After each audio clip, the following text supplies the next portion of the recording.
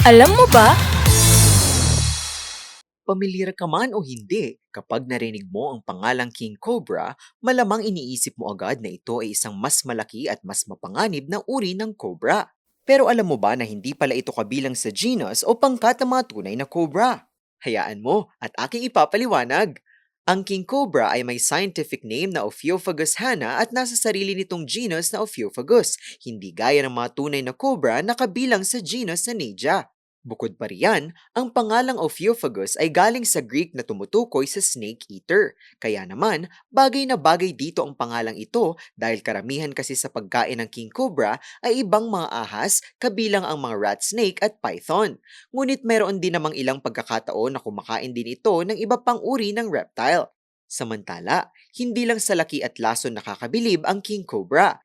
Kilala rin kasi ito bilang pinakamahabang venomous snake sa mundo kung saan ilan sa mga ito ay umaabot pa sa humigit kumulang 5 metro. Matatagpuan din ang king cobra sa Pilipinas kabilang sa ilang lugar sa Mindanao at iba pang bahagi ng bansa.